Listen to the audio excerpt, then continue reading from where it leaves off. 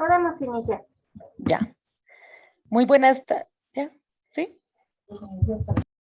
Muy buenas tardes a todas y todos. Bienvenidos a esta sesión de hoy, que es muy interesante. Tenemos una invitada muy especial desde México que nos acompaña hoy, la doctora Elizabeth Hernández Alvidrez. Ella es docente de la Universidad Pedagógica Nacional, tiene una investigación súper interesante que ha querido compartir esta tarde con las maestras y los maestros de Bolivia sobre la importancia de la educación literaria en la formación de docentes. Realmente es un honor contar con la doctora en esta tarde, una tarde aquí en La Paz un poco fría, pero con mucho calor humano desde la Universidad La Salle en Bolivia, la carrera de educación. Quien les habla, Marta Borges, su servidora. Recuerden que para estar al tanto de nuestras ofertas educativas es muy importante que se conecten en nuestras redes sociales y hemos denominado esta estrategia de educa, enrédate, da like, únete, comparte y aprende. Aprende para poner tus aprendizajes al servicio de los demás. Recuerden nuestra página de ulasalle.edu.bo, la página principal, así como la página oficial de Facebook de la Universidad La Salle. Y nuestra página en Facebook de la carrera de educación, licenciatura en educación, Universidad La Salle Bolivia, donde están apareciendo todas estas ofertas educativas gratuitas de acceso libre para la formación de maestras y maestros, no solo en Bolivia, sino de toda Latinoamérica. Me van colocando en el chat desde dónde se están conectando y vamos a observar todo un panorama multicultural de las personas que nos acompañan en esta tarde. Recordarles que estos talleres se emiten también en vivo a través del canal de YouTube, donde ustedes van a poder ver no solo el presente taller, sino también los del 2020, 2021 y en nuestras listas de reproducción de Educación Sin Barreras. Ahí están todos los talleres de las expertas y los expertos que nos han acompañado regalando su experiencia a toda la comunidad de maestros y maestros en Bolivia. Asimismo, tenemos el grupo en Facebook de la carrera de educación Universidad La Salle, donde podrás obtener un libro cada día. Esa es la campaña que tenemos para hacer de nuestra educación algo de mucha calidad y poder transformar nuestros países. Como les digo, soy Marta Borges, a su servicio. Este es el número de WhatsApp, que ya es más conocido, y estos son los correos y el correo desde donde les enviamos el certificado. Es un certificado gratuito que lo van a obtener a partir del registro de asistencia que se coloca hacia el final del taller, tanto aquí en la sala de Zoom como en el canal de YouTube donde están los otros participantes. Recuerden asimismo que pueden colocar las preguntas que le quieran formular a la doctora esta tarde y yo se las voy a transmitir, así que estamos pendientes de nuestros dos canales, tanto en YouTube como en la sala de Zoom. Si alguno tiene una dificultad y no ha recibido su certificado, se contacta conmigo y en particular les agradecería lo puedan hacer hacia el mediodía, que yo haya terminado de dar mis clases de la mañana y con mucho gusto los voy a atender. Así que, sin más preámbulos, vamos a escuchar esta maravillosa presentación de la doctora Elizabeth Hernández Alvidrez sobre la educación literaria en la formación de docentes. Todos estamos formándonos cada día y aprendiendo para toda la vida, pero ella va a hacer una propuesta en cuanto a cómo se debe incluir en los diseños curriculares de lo que llamamos las escuelas de formación de maestros. Así que muchísimas gracias, doctora, por haber aceptado estar aquí con nosotros y vamos entonces a comenzar y el escenario es suyo. Doctora, buenas tardes y bienvenida a Bolivia. Muchas gracias, buenas tardes y reitero las gracias a la Universidad La Salle, a Marta por su presentación tan cálida y favorecedora. También agradezco a quienes están ahorita escuchando este taller que parece, pues, por lo que me doy cuenta, es una experiencia que la universidad propicia y que pues es de lo más loable. Bueno, en esta ocasión quiero presentarles algunas reflexiones acerca de una investigación que he ido realizando ya desde hace varios años en la Universidad Pedagógica Nacional de México, en la que, bueno, formamos profesionales de la educación y en ese sentido, uno, en mi investigación, dos líneas de las humanidades, como es la filosofía de la cultura y la literatura. El punto de partida, como se presenta en la primera diapositiva, es que los profesionales que ejercen en el campo educativo requieren de una reflexión sobre el tipo de ser humano que se pretende formar. Es decir, yo siempre les digo a los estudiantes que asesoro en sus tesis de licenciatura y posgrado como profesionales de la educación, que antes de emprender una investigación tenemos que pensar en los sujetos a los que va dirigida y entonces cuál sería nuestra finalidad, qué esperamos para que ellos formen en sus profesiones o en sus vidas cotidianas. Entonces, aquí radica la importancia de la filosofía de la educación en complemento de la educación mediante la literatura, en el caso particular. La filosofía de la cultura, bueno, se puede relacionar con muchos aspectos, pero en este caso, concretamente, pues es la filosofía de la educación y la literatura. Y es aquí donde descubrí que la filosofía hermenéutica le da una cabida muy, muy especial y muy fructífera a la literatura. Entonces, así fue como empecé la investigación. Por favor, la siguiente diapositiva. Ya. Bien, la siguiente diapositiva la titulo Imaginación. Desde el campo de la filosofía de la cultura, se reflexiona sobre el impacto que ha tenido una pedagogía basada más en el desarrollo cognitivo que, por supuesto, dio origen y desarrollo a campos muy fructíferos y positivos. Sin embargo, por otra parte, estudiamos cómo la imaginación fue quedando relegada en la formación escolar, ¿no? Al dar una cabida más preponderante al desarrollo cognitivo, ¿no? Entonces, un punto de partida es que en la escuela ha sido relegada la imaginación creadora a favor del desarrollo cognitivo.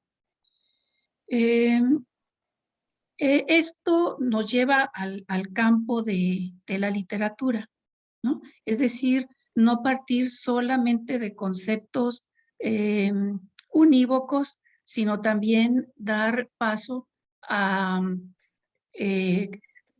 a formación de nuevas posibilidades del mundo que vengan tanto a plantear como a dar respuestas a problemas que se presentan, ¿no? Y que tienen que ver pues con digamos, con la formación afectiva, con la formación de los sentimientos, de las pasiones que están presentes en la educación, pero que sin embargo no son trabajadas en función de darle más desarrollo al aspecto cognitivo, ¿no? Entonces, como dice en la siguiente diapositiva, en la formación de profesionales de la educación, la propuesta concreta es integrar en los currículums de formación de profesionales que ejercerán en la educación escolar las materias de las humanidades como la literatura y la filosofía de la educación, que no siempre han estado descartadas, pero que ahora en una, digamos, propuesta más tecnológica, cada vez más tecnologizante de la educación, van quedando atrás o relegadas las materias de las humanidades, ¿no? Como la literatura y la filosofía de la educación, pues que nos abren a reflexionar sobre lo que les planteé en la primera parte con la que abrí. Bien, entonces pasamos por favor a la siguiente. Bueno, entonces en un principio, dentro del campo de la filosofía de la cultura y específicamente de la filosofía hermenéutica, acudí a dos filósofos, el alemán Hans-Georg Gadamer y el francés Paul Ricoeur. Acerca de Gadamer, muy útil para esta reflexión, para esta investigación, fue su concepto de formación, que es un concepto, por supuesto, muy amplio, muy profundo, pero que resumo en tres aspectos que para este filósofo son necesarios en lo que sería la formación humana, ¿no? La construcción de ser humano. Es decir, qué tipo de ser humano estamos pensando cuando educamos, ¿no? Y entonces estos tres aspectos son el desarrollo de un sentido comunitario, ¿no? Es decir, una relación con los demás con los que vivimos, pensar en función de ellos. También el desarrollo de la capacidad de juicio, es de tomar decisiones, buenas decisiones, respecto a nuestra convivencia en el contexto en el que nos ha tocado vivir. Y el tercero sería lo que él llama el buen gusto, que quiere decir el formar una calidad de ser humano que sea en beneficio o con valores que apoyen tanto este sentido comunitario como la capacidad para tomar, hacer juicios y actuar en consecuencia con estos buenos juicios, ¿no? Lo que llaman la frónesis. Bien, así muy resumidamente, estos serían los aspectos que él llama formación, que están relacionados con lo que sería educación, ¿no? Si entendemos formación como educación. Ahora, de Paul Ricoeur, tomamos su concepto de autorreflexión, es decir, cómo en la inmersión crítica en la cultura, a través de la lectura de textos literarios, él plantea la formación de un sujeto que se cuestiona a sí mismo en la interacción con los textos. Esto está relacionado también con el concepto de formación, es decir, cómo construimos lo que sería el ser humano a partir de reflexionar cuando interactuamos con las problemáticas que se plantean en la ficción literaria, ¿no? Que son las problemáticas humanas, no son ajenas a lo que podríamos llamar una, eh, una realidad, ¿no? Están conectadas con la realidad en la que estamos inmersos. La siguiente, por favor.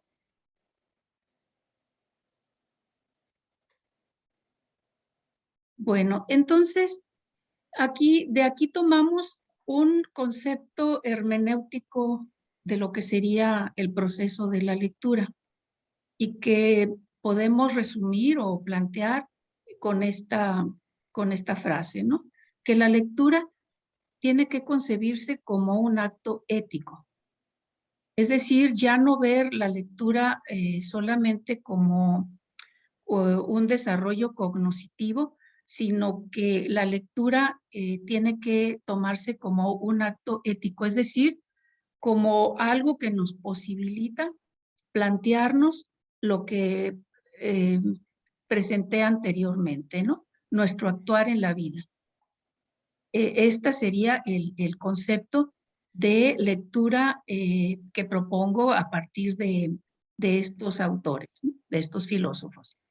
Y bueno, ahora un proceso ya particular que a mí me ha servido para trabajar esta propuesta y que sí la tomo de estos filósofos, sería proceder en la lectura, por ejemplo, de cuentos, de novelas, como un ritual mítico en el que acompañamos al héroe, es decir, el héroe lo plantea la teoría literaria como esa idea que se está manejando en el cuento o la novela que estamos leyendo, ¿no?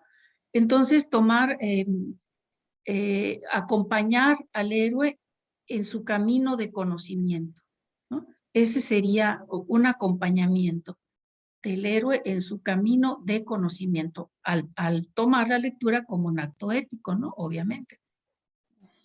Y continuando con el proceso de la lectura, plantearíamos un procedimiento interpretativo que comprende la reflexión sobre el contexto de recepción, es decir, nosotros los lectores vivimos en un contexto en el que recibimos un mundo que está planteado en ese cuento o en esa novela, que puede no necesariamente corresponder con el contexto en el que fue creado esa pieza de ficción, ¿verdad?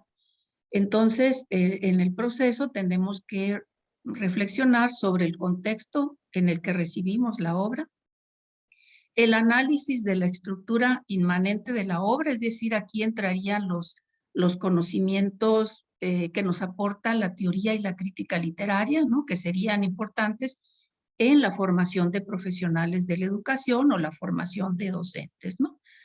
Y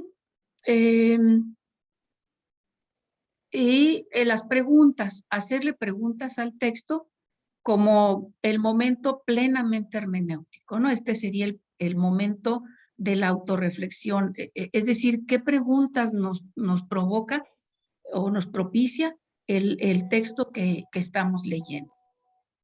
Bueno, esos serían como los pasos muy a grandes rasgos del procedimiento de la lectura. Ahora hablemos un poquito de la finalidad de la lectura, ¿no? Como acto ético.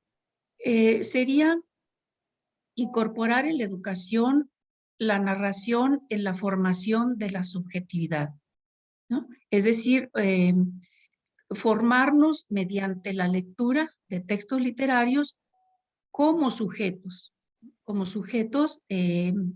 conscientes de estos aspectos que mencionaba Gadamer, como el sentido comunitario, la capacidad de juicio, la frónesis y el buen gusto. Porque cuando solamente tomamos como sujetos cognoscentes o de razonamientos científicos a los estudiantes, nos olvidamos de algo que está ahí presente, aunque lo ignoremos, que son las preocupaciones por quién soy, ¿no? ¿Quién está padeciendo? ¿Quién está sintiendo? ¿Quién está sufriendo? ¿Quién está pasando por momentos decisivos en cuanto a construcción de valores, en cuanto a relaciones problemáticas, ¿no? Como que esa parte no está integrada en una educación en la que solamente se atiende el aspecto cognoscitivo, ¿no? Entonces, esa sería la finalidad de la lectura, que los estudiantes pues lo tomaran como una construcción de su propia subjetividad. Sí, por favor, la siguiente. Y continuando con el aspecto de la finalidad de la lectura, la ficción, es decir, lo que encontramos en los cuentos, en las novelas, vincula la imaginación con cierto uso del lenguaje, el de la creación de nuevos mundos. Es decir, el mundo en el que nosotros tomamos como realidad es una posibilidad de mundo, pero la ficción nos construye, nos muestra mediante la imaginación, la creación de imágenes, nuevos mundos, ¿no? En los que podemos también replantearnos nuevas posibilidades. Por favor, la siguiente. Entonces, el lenguaje posibilita de esta manera la construcción de mundos nuevos, de mundos alternativos, de mundos posibles, ¿no? Esto es lo que la imaginación tendría que promover o propiciar en los estudiantes mediante la lectura de textos de ficción, ¿verdad? Construcción de nuevos mundos, plantearse nuevas posibilidades a las problemáticas que encontramos en lo que nosotros estamos concibiendo como nuestra realidad o nuestro mundo de vida, ¿no? Que es una construcción que puede también mejorarse, sobre todo si vemos que no es satisfactoria para el desarrollo humano. Y en relación con la naturaleza también, ¿verdad? Que ese es otro aspecto importante que habría que trabajar. Habría que revisar. Bien, sí, la siguiente, por favor. Bueno, entonces, continuando con la finalidad de la lectura, considero en esta investigación que una vía para la construcción de la identidad, es decir, para construirnos como sujetos, que sería una identidad individual, pero a la vez colectiva, porque no se pueden separar de acuerdo con la hermenéutica o las hermenéuticas de estos filósofos.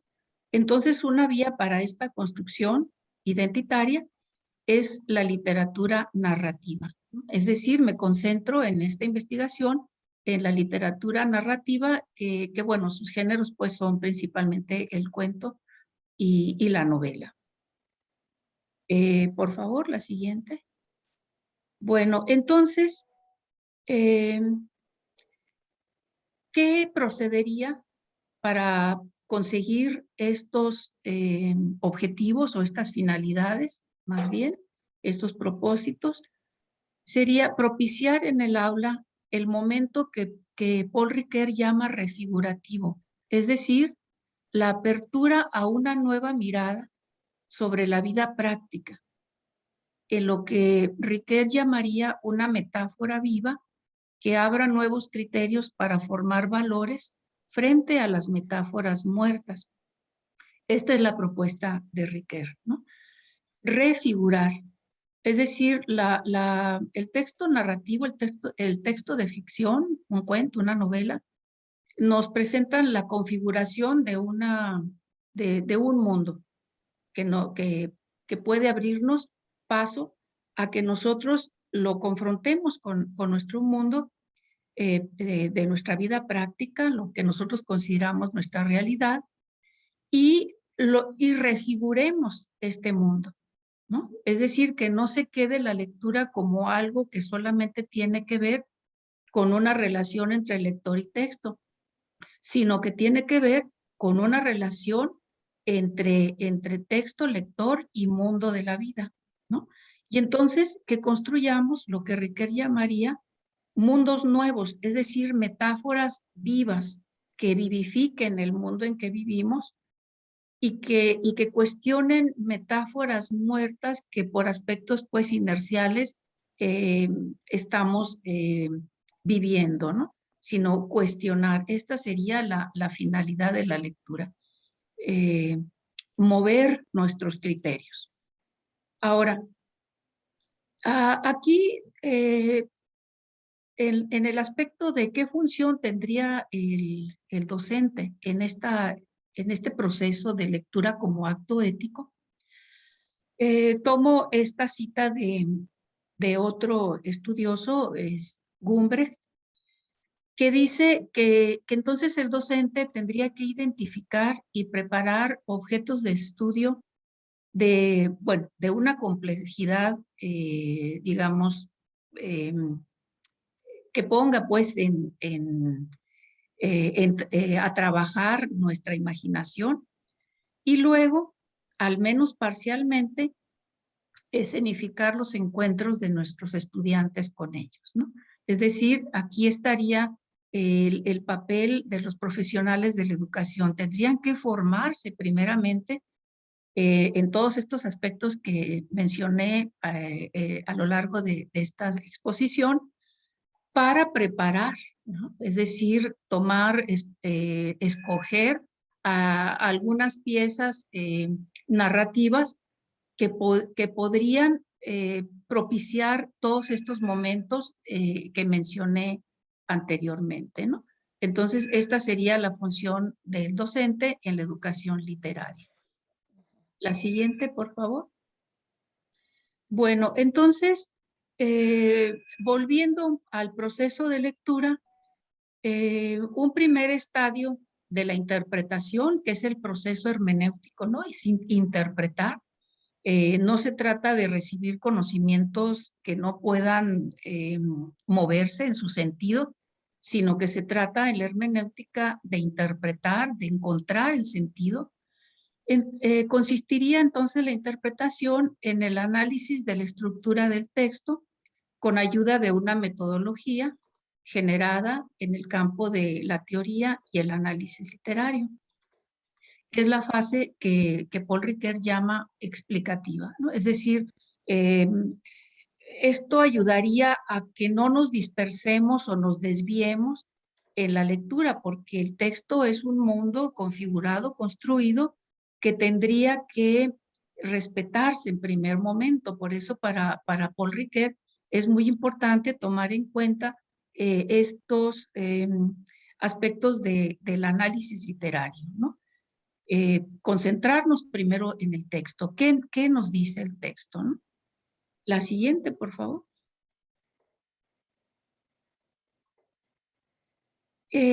Ahora, en esta fase explicativa de el trabajo con el texto, sea cuento, novela, sería descubrir o más bien interpretar la intencionalidad de lo que aparece en el texto, ¿no? Este sería el objeto de la interpretación.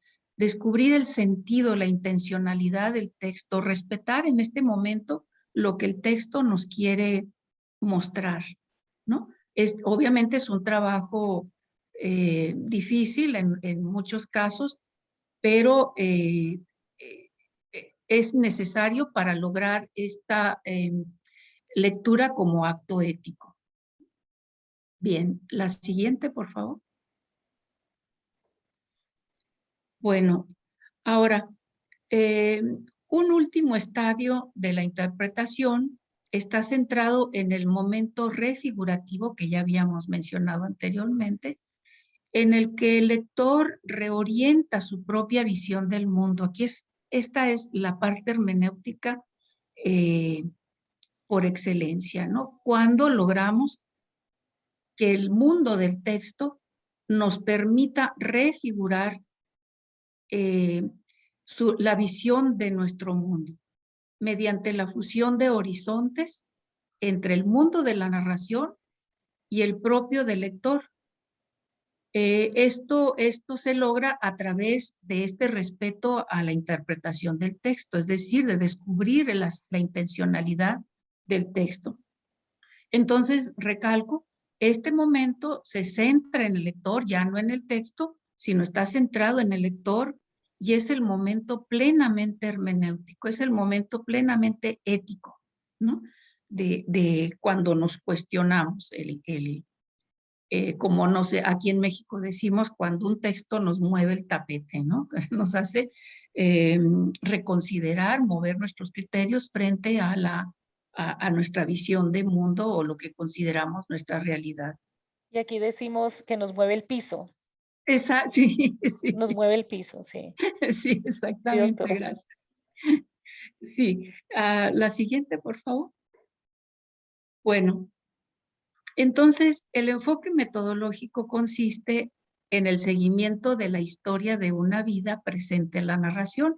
Es decir, en un cuento o en una novela hay un personaje al que tendríamos que seguir en este camino de conocimiento, ¿no? Lo tendríamos que acompañar, como expuse anteriormente, en la historia de una vida, en la parte, digamos, en la parte que está presente en la ficción, en la narración, ¿no?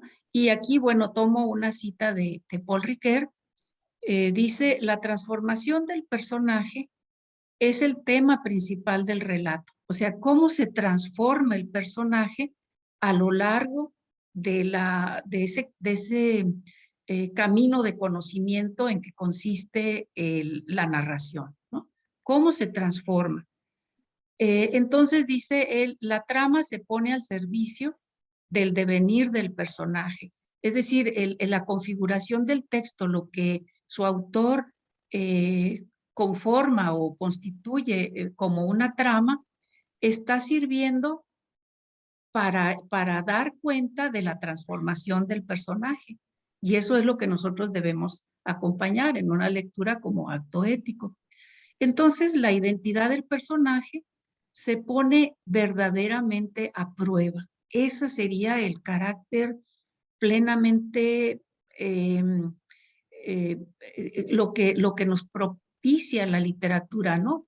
Cuando está bien construida la trama en función de este camino de conocimiento del personaje, poner a prueba el personaje. Entonces, y con este ponerse a prueba, también se puede poner a prueba la identidad del lector. Es decir, si acompañamos plenamente al personaje en su camino de conocimiento, también estaríamos haciéndolo en nuestro propio camino de conocimiento.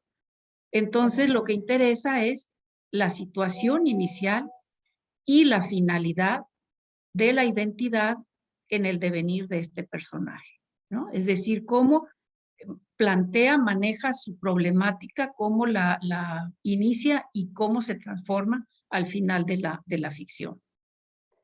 Ahora, eh,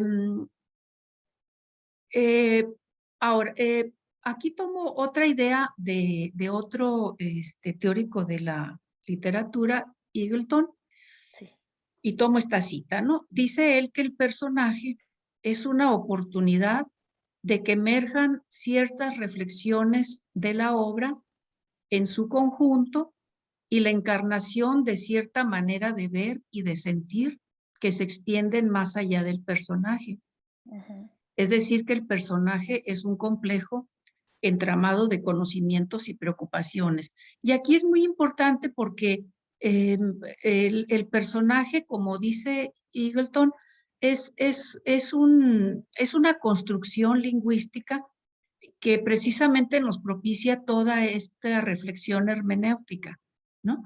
No es un sujeto empírico, pero sí lo podemos relacionar en este proceso con nuestra vida práctica, ¿no? Con los sujetos empíricos, pero sí hay que tener en cuenta que más bien es una creación que nos pone a prueba frente a problemas trascendentales como seres humanos, y es ahí donde se relaciona pues la filosofía con la ficción.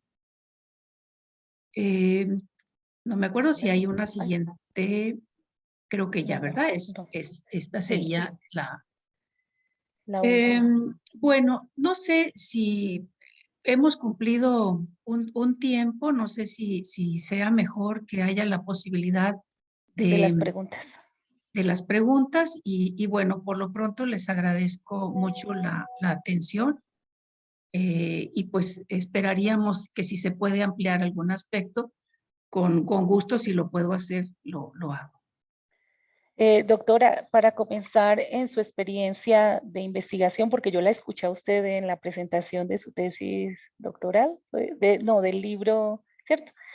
Ah, Entonces, usted señalaba que en su trabajo de campo ha trabajado unos talleres con los maestros en formación sobre temas, ¿cierto? Sobre una lectura en particular, ¿cierto? Un poco eso, como que nos pueda contar cómo se aplicaría, ¿cierto? Como toda esta parte que nos ha enseñado, toda esta parte teórica, cómo se aplicaría en una lectura específica con los estudiantes, digamos, porque yo entiendo que su propuesta es de que en los diseños curriculares de las escuelas de formación se pueda incluir la formación literaria, que sería un gran recurso para los maestros, ¿de acuerdo? ¿Sí? ¿Estoy en lo correcto? Por supuesto, muy en lo correcto. Sí, exactamente. Creo que por la falta de tiempo no hice esta presentación de cómo estas reflexiones teórico-metodológicas las podemos llevar al campo de la práctica, ¿no? Ujú. Quizá ahorita podríamos mencionar bueno, ahí mencioné un cuento en esta presentación, ¿no? Un cuento que se llama El Silbido, del escritor mexicano Juan Villoro. Ujú. Podríamos recrear aquí esta misma experiencia. Este cuento plantea un problema de identidad, un problema íntimo de identidad del personaje, ¿no? Es decir, los sentimientos y las pasiones que maneja este personaje serían, pues, digamos, como el menosprecio hacia sí mismo, pero también sentimientos o afecciones como la envidia o los celos. Y en este cuento, Juan Villoro, de una manera, pues, desde mi perspectiva muy acertada, nos hace seguir a este personaje, cómo pasa de estos sentimientos que lo ensombrecen a él en su identidad, en su subjetividad, pero también en su sentido comunitario, ¿no? Claro. Y también en su capacidad de juicio, porque obnubilan estos sentimientos, la toma de buenas decisiones frente a quienes, como el personaje en que recaen estos sentimientos, no tienen la culpa o no tienen por qué sufrir digamos, estos problemas, ¿no? Entonces, se trata aquí de un jugador de fútbol, que bueno, Juan Villoro es muy aficionado, como él lo ha dicho, al fútbol y pues escogió este personaje en una colección de cuentos que se llama Culpables, donde el tema de todos los cuentos es el sentimiento de culpa, ¿no? Entonces, aquí en este cuento específico, cómo se manifestó en el trayecto que decíamos, ¿no? En el seguimiento del personaje,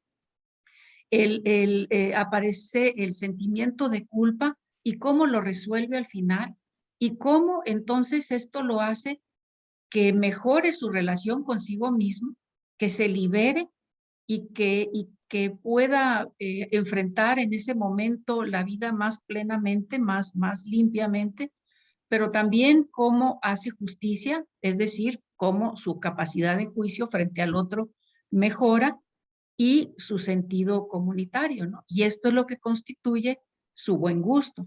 Es decir, él sentía un rechazo hacia los futbolistas argentinos, pues en primer lugar porque generalmente son muy buenos futbolistas y en el caso concreto de él porque un futbolista argentino fue la causa del divorcio de su esposa, ¿no? Con su esposa. Entonces, ¿cómo resuelve esto? Y entonces, pero para los lectores, lo más importante, más que la trama, es, es cómo resolvió estos sentimientos, ¿no? La trama le sirvió a Juan Villoro para presentar cómo llegó este sentimiento de culpa y entonces cómo lo resolvió. Y este cuento yo les comentaba en esa presentación que lo puse en práctica en un taller con estudiantes de las carreras que se imparten en la Universidad Pedagógica, que son psicología educativa, pedagogía, sociología de la educación, administración educativa y educación indígena. Entonces, los estudiantes de estas diversas licenciaturas sí manifestaron algo que también me reveló cómo hay ausencia de este tipo de lectura, que es pues más difícil en cierto sentido, y cómo les fue difícil ir siguiendo al personaje precisamente por la manera en que está construida la trama, pero que al final eh, eh, expresaron que les había sido muy gratificante el esfuerzo que hicieron y que yo considero que fue porque les les, les dio en el clavo en este aspecto de la lectura como acto ético. Mm. Bueno, no sé, esa es una experiencia que tuve ya concretamente con la puesta en práctica de este enfoque, ¿no?, investigativo. Muchísimas gracias, doctora. Cuando hay una frase que dice que cuando un autor publica un libro, ya no le pertenece es al lector. Y usted lo que nos ha mostrado entre estos pasos metodológicos, ¿cierto? Es esa interrelación entre el lector y el autor, ¿cierto? Ver, ver al protagonista, bueno, que se manifiesta por el autor y hacer todo ese seguimiento y ver cómo el protagonista se va reconfigurando. Hay todo un proceso, justamente la hermenéutica nos habla de eso, ¿cierto? Es el arte de interpretar, pero también ahí va a ir muy marcada la visión subjetiva del lector, ¿cierto? De la persona que está leyendo. Entonces va asistiendo como a todo ese proceso y va captando, pero lo que sí me gustó mucho es la frase que usted dice, cómo los libros nos posibilitan otros mundos posibles, ¿cierto? Nos dan otros marcos de acción y de trabajo.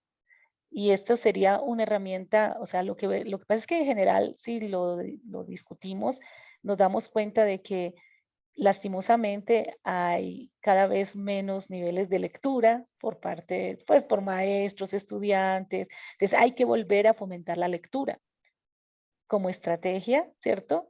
Y para Claro. trabajar todo este tema de la literatura dentro de las aulas. Esa es la idea, ¿cierto, doctora? Esta es la idea, y sí, el punto central de la hermenéutica es la comprensión. Ujú. Cuando interpretamos, comprendemos. Nos comprendemos, como dice Paul Ricoeur, empezamos a comprendernos, nos comprendemos mejor, Nosotros. ¿sí? O, pues incluso entendemos lo que es comprender, estar frente al otro, ¿no? Y sí, entonces esta sería la idea de la hermenéutica, y es cierto, yo por eso pongo énfasis en la formación de docentes, porque pareciera a veces que, que el responsable de la lectura es el estudiante y el docente no, y por eso me gustó lo que Gumbert dice, de que el docente debe preparar, ¿no? Y ahí, dependiendo de los niveles educativos en los que trabajemos, ¿verdad? Si son desde niños, infantes, hasta adolescentes o adultos, pues tendríamos que conocer su contexto para plantearles obras que correspondan con su momento, ¿no? Con su momento de vida. Eh, Comentaba también en esa presentación que, bueno, en este cuento se plantean problemáticas íntimas de la subjetividad, pero también nos puede llevar una novela a plantearnos problemáticas de tipo social, también o tipo sociohistórico, ¿no? Es decir, cómo nos plantamos, nos ponen en cuestionamiento, cómo nos planteamos frente a la historia que estamos viviendo y a la sociedad en la que estamos inmersos, ¿no? Muchísimas gracias, doctora. Entonces, la literatura nos permite, es como una ventana, ¿cierto? Una ventana que nos permite comprendernos, comprender a los otros y también comprender el contexto en el que estamos viviendo. Es como un viaje, por eso dice que la literatura nos brinda la posibilidad de muchos viajes, ¿cierto? De conocer de otros mundos y otros mundos son posibles a través de la interpretación. Definitivamente nos quedamos con la idea que usted nos ha señalado de que la lectura como un acto ético, ¿cierto? Y eso es realmente muy fundamental. Aquí eh, dice, eh, tenemos participantes de varias regiones, no solo de La Paz, doctora, sino también, de hecho, le está acompañando una maestra de Veracruz, de México. Seguramente ha visto el afiche y ha visto porque había estado con la bandera de México. También está de República Dominicana y así también como aquí del país, de las distintas ciudades de Oruro, de Santa Cruz, de Cochabamba y por supuesto de Sucre y por supuesto de aquí de La Paz, ¿cierto? Que está en la capital. Aquí hay alguien que dice un saludo desde Trinidad. Y dice Juan Villoro, lo que usted Y mencionó, yo ¿cierto? Sí. Entonces, estamos hablando de otras obras que usted pueda recomendar para niños en el campo de la educación infantil. sí, sí, claro. Esta que mencioné, pues sí, es lectura, digamos, ya para adultos, pero si Juan Villoro también está produciendo, está escribiendo para público infantil. Ahorita no recuerdo exactamente una obra que él menciona mucho de su creación. Les debo el título. eh, Desafortunadamente ahorita no lo tengo presente, pero bueno, es muy fácil localizarlo por internet a Sí. Juan Villoro y ver su obra, pero sí, él está dedicándose a escritura también para niños y jóvenes. Eh, También hay otros autores que están dedicándose a digamos, a esta etapa etaria. Y sobre todo algo que es importante ahorita que sale este tema, que se está revalorando la escritura para niños y jóvenes, ¿no? Porque en un momento Ujú. dado pareciera como que era una literatura menor, ¿no? Eh, por ejemplo, una autora que a mí me gusta mucho es la española Carmen Martín Gaite, y ella tiene un libro que se llama Caperucita en Manhattan, Ah, que bueno, sería más bien quizás, aunque es una niña la protagonista, pero bueno, es una novela y a lo mejor para un público adolescente. Yo lo trabajé con estudiantes de sociología de la educación en un curso de análisis del discurso. Entonces les dije, vamos a hacer un análisis del discurso de la Caperucita Roja, porque es una idea mm, que ya. ha transitado por muchos momentos históricos, ¿no? Incluso ahora es un tema, es una problemática que está presente. Y uno de los libros que trabajamos ahí fue Caperucita en Manhattan, que bueno, eran estudiantes de licenciatura. Sin embargo, la novela eh, sí les pareció una buena eh, manera de leer y les pareció adecuada para ellos también, ¿no? Y entonces sí hay que valorar, ¿no? De estos escritores que están produciendo para un público no necesariamente adulto o con temas pues que competen a los adultos. Muy bien, muchísimas gracias, doctora. Entonces, la autora se llama Carmen Martín Gaité, ¿sí? Sí, Carmen Martín Gaité, Caperucita en Manhattan. Entonces, vamos a sí, colocarles acá a los compañeros para compartirles Carmen Martín Gaité, para compartirles a los presentes. Esta es la autora de Caperucita en Manhattan, que es una otra versión, ¿cierto?, de la Caperucita tradicional que siempre les hemos enseñado a los pequeños, pero hay una reinvención aquí en esta última obra, ¿cierto? Bueno, y si claro. buscamos cada uno de los maestros y maestras que están presentes aquí esta tarde con nosotros, si buscamos en cada uno de nuestros países, con seguridad vamos a encontrar autores de cada país que están contextualizados los cuentos y en relación, ¿cierto?, con nuestra identidad. Entonces, pero lo importante es que demos el primer paso, ¿cierto? Estas ideas metodológicas que nos ha proveído la doctora esta tarde, nos ha mostrado paso a paso cómo sería el trabajo, el proceso de lectura que podemos desarrollar junto con nuestros estudiantes. Es algo que ustedes van a poder volver a ver de nuevo en la grabación que queda en nuestro canal de YouTube de la Universidad La Salle. Así que, doctora, voy a compartir con usted el certificado que la universidad expide como agradecimiento por su contribución. Ya voy a compartirlo acá en pantalla. Por su contribución. Aquí estoy yo con mis, con mis